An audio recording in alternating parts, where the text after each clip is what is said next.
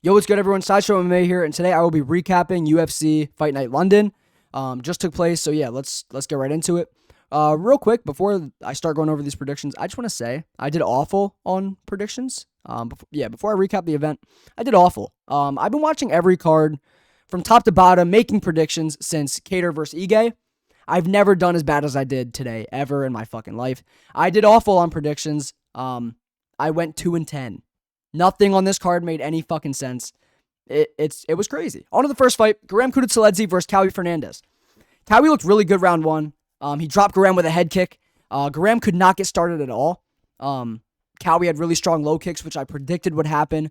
But dude, I'm not gonna lie, Guram is one of my favorite fighters in the UFC.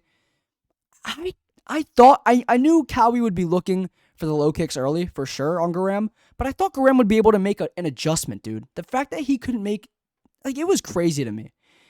Guram had really good pressure round one. Early into the round, he was pressuring Cowie really well against the cage, but he just froze up. Like, every time he would have Cowie in a vulnerable position to throw, he wouldn't. He would freeze up and watch. He couldn't get any offense going in the first round, and yeah, Cowie won the first round. Round two, I swear to God, Guram was close to quitting. I got PTSD flashbacks to the Elvis Brenner fight where he quit in round three for no reason. I swear he was about to quit after the low kick. Cowie landed a flush low kick. It dropped him really bad. He was hurt, and I thought he was going to quit. He didn't, though. Surprisingly, he stayed in there. He fought southpaw, but again, he couldn't really get anything going out of that stance. He really doesn't fight in southpaw unless he's going to show something. Like, Guram is the kind of guy that he's going to fight conventional the whole time, but he might switch to southpaw to give you a look or throw a kick out of southpaw, throw a little combo, and then switch right back, just to give you a different look. He had to do that the whole fight. So it's not like he's unable to, but he's not going to be good at a southpaw. But yeah, he couldn't get anything going out of the stance. Cowie mixed it up and took him down later into the round two. But yeah, on to the third round, Guram looked better. Cowie won the first two rounds. But yeah, Guram looked better going into the third round until Fernandez damaged his other leg too, dropped him again with low kicks. Guram had no urgency in round three to win, despite being down 2 rounds. I don't know what he was doing, honestly. I was super disappointed by his performance. He's one of my favorite fighters, like I said, so this was a super tough watch. I don't know what's next for Guram, dude, honestly. It fucking sucks, dude. Cowie looked great. Man, it just sucks, dude. Like, Guram is so talented. Like, it's just, I don't know. I don't know what's next for him, dude. Like, I really don't. Like, it's just, he's in a weird spot. Cowie, the way his chin looks, I just know he's going to get put out fucking cold one day, dude. His chin, it just looks weak, dude. He, like, the way it's built, he just, like, is a fucking mouth breather chin, dude. I can't believe he did that to my boy Guram, dude. That was crazy. Moving on to the next fight, Nathan Fletcher versus Colin Loughran. Loughran looks like the Boss Baby from the movie. He does. He looks like Boss Baby. One of the goofiest looking humans I've ever come across in my life. This was a robbery, by the way. Nathan Fletcher won this fight. Let's talk about it. Round one, Loughran looked really good. He looked improved since his last fight. He was catching Fletcher in the striking. Fletcher had nice low kicks. I wish he would have stayed on them more in round one. But Loughran started mixing up the takedowns, and he won the first round. Second round, Nathan Fletcher took the back, beat the shit out of Colin Loughran, landed really good shots. Loughran was standing, but Fletcher, like, these weren't just tapping shots. These were damaging shots. We were seeing Loughran react to them. Really good shots, pretty much the whole round. He did this, and yeah, he won the round dominantly. He won round two dominantly. It's 1-1 going into the third. Third round, let's fucking talk, dude. Nathan Fletcher won the round. Colin Loughran did nothing the whole round except hold him against the cage, fail takedowns, and occasionally get one. He did no damage to Nathan Fletcher. Nathan Fletcher landed the most damage in the round. He hurt him bad at the end of round three. He had him rocked against the cage. He cut him open with a spinning back elbow. He won round three. This was a close fight, but it was a robbery. Like, not every close fight is a robbery, but, like, this was. I don't understand how you can give Colin Loughran round three. If rounds are scored on damage, explain how you give the fight to Colin Loughran. Who did more damage in round three? Nathan Fletcher, dude. He cut him open. He rocked him. Fletcher won the fight on damage. It's damage-based scoring. UFC, tighten the fuck up. I don't know what's going on, dude. Like, you can't just give fights to people that are controlling the whole time. I don't get it. It's not even in the official scoring criteria. It doesn't make any sense. Pissed me off. Moving on to the next fight, Pujo Tomar versus Sean Abannon. Women's MMA is a joke, but it was a good fight, honestly. But the fact Shauna Bannon was able to jump around on one leg and throw the same strike over and over again, and it fucking worked, that's insane to me, dude. Like, that's insane. Round 1, Puja Tomar landed good strikes with her punches. But yeah, Shauna Bannon kept throwing that little side kick, dude. Like, it was crazy. It was having an effect on Puja Tomar. She was getting pushed bad against the cage, backed up bad. At one point, Bannon caught her coming in to the face with that side kick, but Tomar surprisingly ate it well. Yeah, crazy. Round 2, same shit happens until Puja Tomar actually almost sleeps Bannon with a head kick. Bannon recovers, and while Tomar's trying to get the finish, Bannon locks in an armbar, and Tomar taps, dude. Like, I could not fucking believe it. Insane sequence, and the first finish on the card. Not too impressed with Bannon, to be honest, but it's a good win, whatever. Puja Tomar, dude, come on. I don't know what I was expecting. I picked her to win that fight too. Moving on to the next fight. Crazy. Moving on to the next fight, Christian Leroy Duncan versus Andre Pulayev. This was a boring-ass fight. CLD, he looked really good at the start. He was getting pressure on Pulayev, and he was finding his range in round 1. But there was an instance where he was landing on him and backed him up against the cage, landing good shots, and then immediately just sat there, and he shot a takedown, and he sat there the whole round. Pulayev defended it well. Literally nothing else happened in the round until they got broken up by Jason Herzog. And not much happened since then. So CLD won the first round based on the strikes and, I guess, control time. Yeah. CLD, round 2, another slow round. CLD hurt him at one point. He won the round, whatever. I want to talk about fucking Michael Bisping in this fight, the commentary. Dude, at the end of the round, Michael Bisping, I have it written down right here. Michael Bisping said, "At what point does the referee tell him to stop backing up and to stand his ground?" What the fuck are you talking about? Are you fucking stupid, Michael Bisping? You cannot tell somebody to stop backing up. What the fuck are you talking about? The ref cannot go up to you and say, yo, I'm not gonna lie, you gotta stop backing up, bro. Like, you gotta come forward and fight. What the fuck do you mean? What are you talking about? Like, that is not true. And then the whole next round, he's trying to justify it. On the official scorecards, it says, on the official rule book, it says you can't back up. Or you can't fight timid. It's like, dude, shut the fuck up, Michael Bisping. Like, that was insane. That's the dumbest thing I've ever heard anyone say on commentary ever. And I've listened to a lot of Joe Rogan on commentary, so that should tell you something, dude. But anyway, let's talk about the fight. Round 3, again, a boring round, except for the last, 20 seconds. CLD landed a flurry of elbows and knees, almost KO'd him. Whatever. This fight was trash. CLD looked good. Won all 3 rounds. Pulayev was boring, yes, but CLD didn't do much either, dude. You can't blame that all on Pulayev. CLD also didn't do much. Gay fight. It was bad. Moving on to the next fight. Marcin Tybura versus Mick Parkin. Not gonna lie, I don't know what I expected from this fight, but it wasn't what I saw, dude. Round 1, they both looked really slow. I think Parkin edged it, honestly. Round 2, Parkin dominated the grappling. He had really good shots, so he definitely won round 2. They both looked so slow on the feet, dude. Round 3 was close, but I gave the edge to Tybura, so I had it 2-1 Mick Parkin. I can see why the judges might have given it 29-28 for Tybura. Dude, they're both fucking slow and didn't look great. I thought Mick Parkin would look quicker than Marcin Tybura, but he didn't. I was not impressed by Mick Parkin at all. And I know, he's never really, I don't know. I just thought he would look a little better than he did against a guy like Marcin Tybura, at this point. I honestly think Waldo Cortez Acosta can beat Mick Parkin. So I'm not sure what to think about him anymore, dude. I don't know. It was just crazy. Didn't expect the fight to look like that. Moving on to the next fight, though. Loner Cavanaugh versus Felipe dos Santos. Great fight. I got this one wrong. I figured this was a bit too soon of a jump up in competition for Loner Cavanaugh. Felipe dos Santos is super good. But, dude, Loner fucking impressed me. Hella. They both look super fast. In round 1, Loner was trying to get to that leg. But, at the end of round 1, I thought I had this called to a T. I thought I had a great read on this fight. Felipe dos Santos landed a big right hand early into the round. He cut Cavanaugh bad on the right side of his face as well with an elbow. First round of dos Santos for sure. I thought end of round 1, I'm like, dude, I literally called this. I'm worried about Kavanaugh's chin. I've seen him hurt in every single one of his Cage Warriors fights. Not every single one, but pretty much all. You know, I thought I had a great read on this at the end of round 1. I'm like, dude, this is going exactly how I called it. Round 2, though, Kavanagh looks super sharp. Comeback round for sure. He was beating up on Dos Santos on the ground. Some of the best ground and pound I've seen in a fucking while. And he kept letting Dos Santos hit him.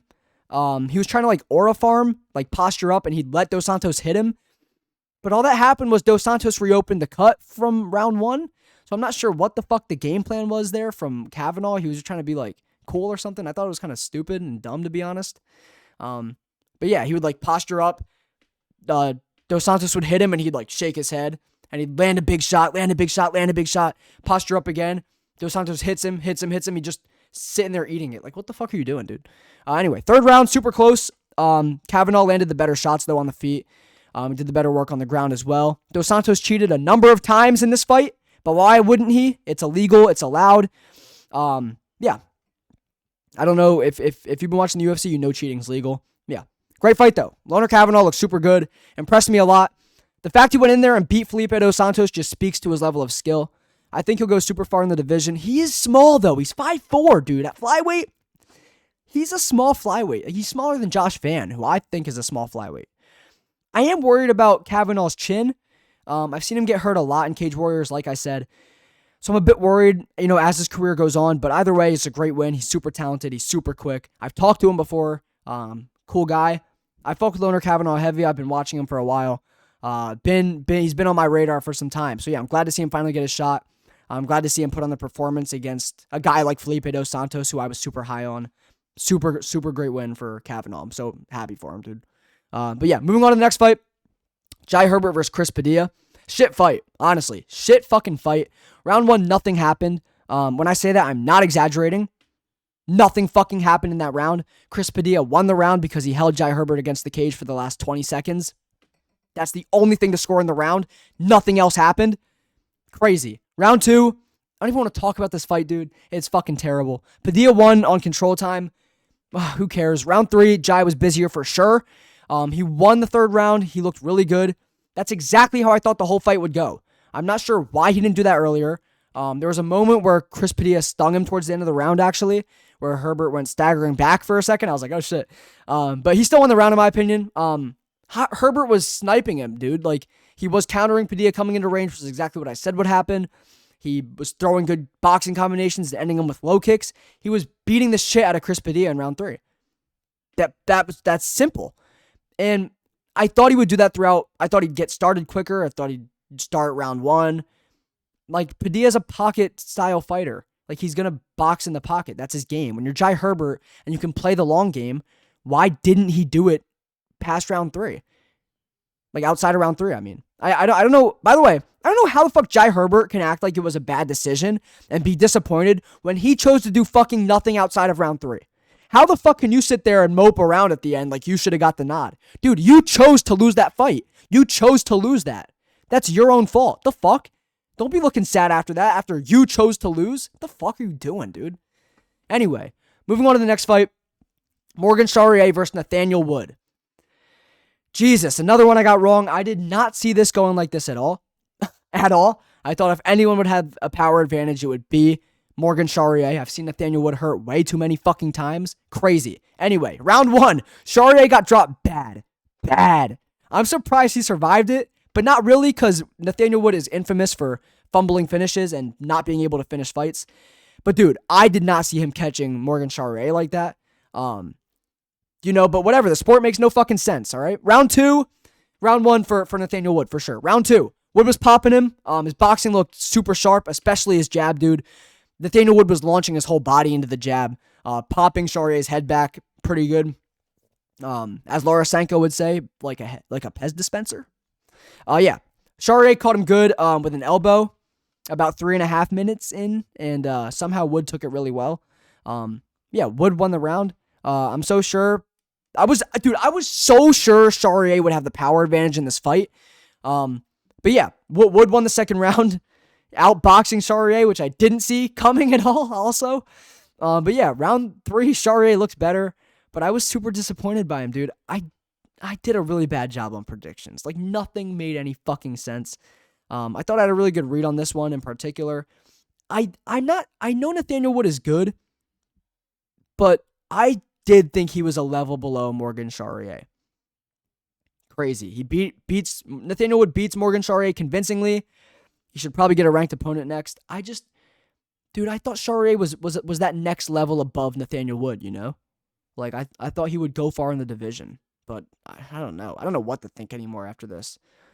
Moving on to the next fight. Jordan Vucenic versus Chris Duncan. Another one, dude. I thought I had a good read on this as well. I don't think Chris Duncan is good. I'm still going to say that. He's not good at all. Round 1. Vucenic got dropped bad. Didn't see it coming at all. At all.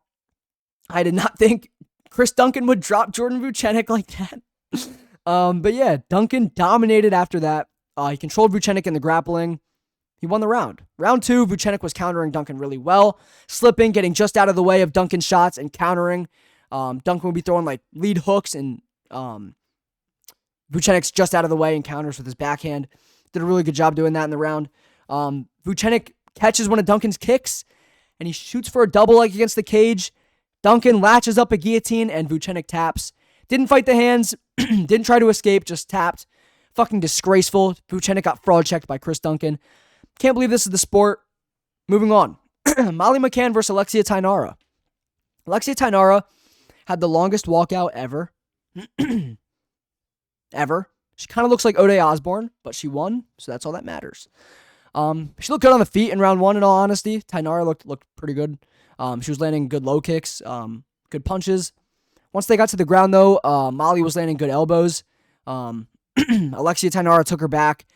She had the choke on the face with one arm. Molly fought it off. Vucenic, take notes. But don't take notes on this part because Tainara switched it over to the other side, and Molly fucking tapped. Yeah, good win. Molly retired. She should stay gone. She's terrible at fighting. Moving on to the next fight. Gunnar Nelson versus Kevin Holland. If you know anything about me, you know I hate Kevin Holland. He's a disgrace to MMA. Unfortunately, he won, though. Mr. 4570 got a win for the first time in a long time. So I guess that would make him, what is it? Is he 4-6 in his last 10 fights? Nice record, buddy. Anyway, Holland looked decent on the feet, which is not an accomplishment. You're fighting Gunnar Nelson. You fucking can. The fuck? Look good on the feet, though. Landed good punches from range. Nelson didn't do anything on the feet. What did you expect? There was an instance where Nelson was literally holding Kevin Holland up with one arm into the air, holding him up in the air like the baby he is. But nothing else notable for Gunnar Nelson in that round. Couldn't do anything in the grappling either. Holland defended everything surprisingly well. I will give him credit for that. He was even attempting his own submissions in round 1. A lot of punches landed in the final 10 seconds. He really hurt Gunnar Nelson bad. Nelson almost went out. He threw a late-ass punch. Let me talk about this, dude. Dirty as fuck. Kevin Holland threw a late punch way after the buzzer. In my opinion, this stems from his fragile ego. I'm sure Kevin Holland, by the way, I don't think Kevin Holland thought he would win this fight, and he kind of admitted that during the post-fight interview.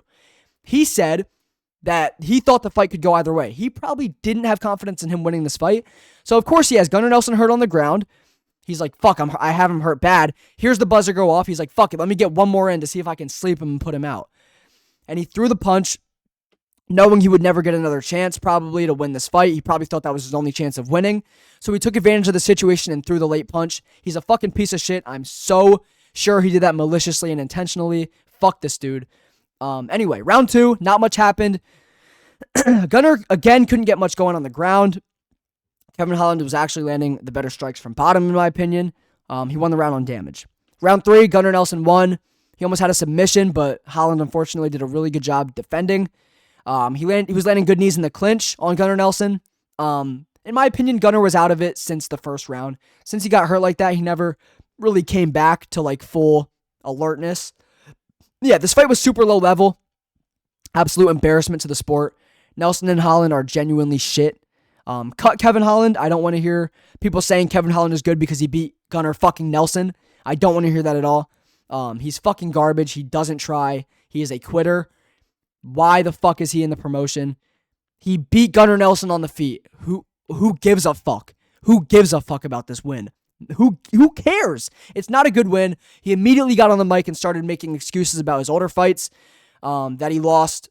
saying that the guys had a weight advantage over him. He's just a fucking clown. He tried to press a reporter in fight week, and he actually got bitched by the reporter as well. The reporter asked him a super reasonable question about who he would fight. If he would fight Shara Bullet, and he's like, I'll fight anyone. I'll fight anyone. I'll fight you if you were assigned to the UFC. And the reporter was like, all right, let's do it. And Kevin Holland was like, yeah, all right, I'll meet you in the parking lot right now. And he was like, all right, challenge accepted. Like, dude, Kevin Holland got bitched by the reporter. Reporter probably subs him in the first. Anyway, moving on. Fuck Kevin Holland, dude. Shitty fight. Not a good performance. He beat Gunnar Nelson. I got that one wrong. I don't care. Moving on to the next fight. Jan Blachowicz versus Carlos Ulberg. Round 1. Let's talk about this fight, dude. Robbery. Robbery? Yes or no? What do you think? Round 1, in my opinion, it was a robbery. Now, I don't want to say robbery, but just a close fight. I don't know if I'd say robbery, but I thought Blachowicz won. But yeah, round 1. Not much happened, honestly. I give round 1 to Blachowicz because he was chopping the legs of Ulberg. A head kick got close for Jan as well. Ulberg was close to landing some good punches, but never really did. They were both popping the jab, but I gave the edge to Blachowicz for round 1, just the better strikes. It was a close round, though. But yeah, I'm pretty sure everyone had round 1 for Blachowicz. Round 2, though. Let's talk about round 2. Blachowicz did a really good job countering when Ulberg was coming forward. He kept at it with the low kicks, and they were clearly having an effect on Ulberg. Ulberg's kicks were getting checked for a majority of this round as well. He was tapping a bit to the inside of Blachowicz's leg. I was screaming the whole time for Ulberg to feint a jab and throw the left hook because Blachowicz, every time Ulberg would feint the jab, Blachowicz was parrying super hard. Like his parry would come past his chest. So I thought if Ulberg feinted the jab and leaped in with a left hook or something, it would hurt Blachowicz. So I don't know why he didn't do that. Maybe he didn't see that. Maybe it wouldn't have worked. Whatever. But yeah, I gave round 2 to Ulberg. Slightly. It was close. It was a super close round. But I gave round 2 slightly to Ulberg. But yeah, let's talk about round 3. This seems to be the deciding round. I gave the edge to Blachowicz in round 3. I thought this was his best round. Ulberg. I thought this was Ulberg's best round, activity-wise. He was definitely the most active here throughout the whole fight. It was kind of slow until this round. Both their boxing looked super good. Ulberg was landing his own kicks, though, here. Blachowicz did catch him in the last 10 seconds with a left hook that staggered Ulberg, which I think he won the round off. So it was pretty tit for tat for the whole third round. Both guys, it was an even round. Both guys were landing good boxing, good kicks. But if it's an even round, and in the last 10 seconds someone gets rocked, the guy that got rocked does not win the fight in an even round. In a dead even round, how can you give him the fight when he's the one that got damaged, that took the most damaging shot at the end of the fight? I thought that clearly gave Blachowicz the edge. Maybe I have to rewatch because I did see people scoring that for Ulberg. I don't know, though. I thought it was super tit for tat, super even, super close, and then Blachowicz rocks him at the end of the third round. That gives him the edge in that round. That gives Blachowicz the round. But I get it. It was super close. I want to rewatch it. But yeah, these are just my initial thoughts. But yeah, moving on to the next fight. Leon Edwards versus Sean Brady, the main event. Dude, I thought I had a good read on this as well. I said Leon has to start quick to let Brady know he's in danger early. Brady was actually the one that started quick, and I thought Leon could capitalize on it, but he didn't. He didn't at all. Round 1, let's get into it. Round 1, Sean Brady won the first round. He was catching Leon on the feet. Landed a really nice 1-3-2 that got Leon's attention. Leon gave him a little one of these, a little nod. Yeah, but Leon, he had moments on the feet as well. I believe it was a left hand that caused a little gash on the eye of Sean Brady. But yeah, Brady went for a sweep at the end of the round, which he got. He held him for the last 15 seconds. Dude, if you get someone down in the last 15 seconds, why the fuck would you choose to hold them there? Why would you not posture up and try and win damage, especially in a close round? Like, it's 15 seconds. The position doesn't matter. Land some damage. Win the round for yourself. I don't know why guys don't do that. But yeah, that's an example. Brady didn't do it there. He just held him. Land some fucking damage, dude. What's wrong with you? Anyway, round 2. Brady ran right at him. I don't know what the fuck Edwards was expecting. He didn't touch your glove in round 1. He's not going to come out all fucking friendly in round 2. He caught Edwards off guard, got him down, immediately took his back. He kept him there, landed effective strikes. The majority of the round, this is what happened. He just had Leon's back when they were laying on their side. He had Leon's back. He was landing punches from the back. Leon tried. He exerted energy once to try and get up. Brady just got in a side control and just did the same thing there. Later into the round, Brady mounted him, took his back again, stayed on top, and landed some strikes. Brady won the round. Brady's up 2-0 in my opinion. Round 3, Edwards was catching Brady as well. Or he was catching Brady well, excuse me. He landed a good uppercut to start the round as Brady was blitzing in.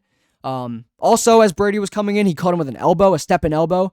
And then Edwards makes the most autistic decision I've ever seen in the cage, and he shoots a takedown on Brady. Of course, it doesn't go well. What the fuck are you thinking, you bald fuck? You balding idiot. I don't know what the fuck he expected.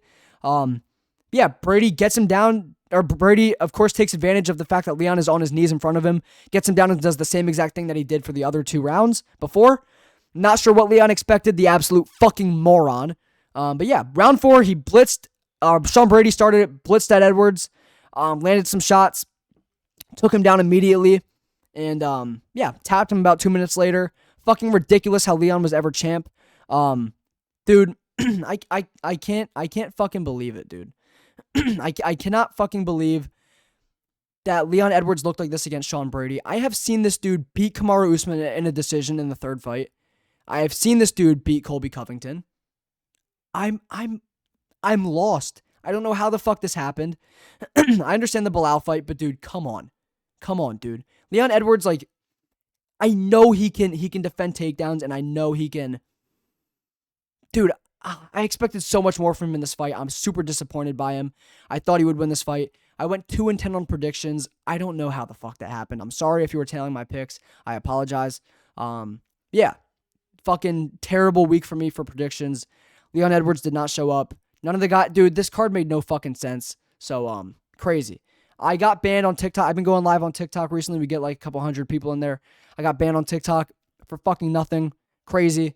Shit week, dude. Honestly, it's been a shit week. But yeah, dude. So, you know, that's a wrap on this recap video. Fuck.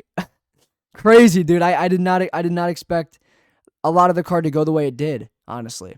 But yeah, I appreciate everyone watching. Thank you all so much for tuning in. You know, I appreciate it. And yeah, we'll be back with some more videos this week. And yeah, this was a crazy card. Shit on predictions. I'll do better next time. I've been doing really good recently. So yeah, this was a one-off, trust me. But yeah, I appreciate everyone watching, and yeah, peace.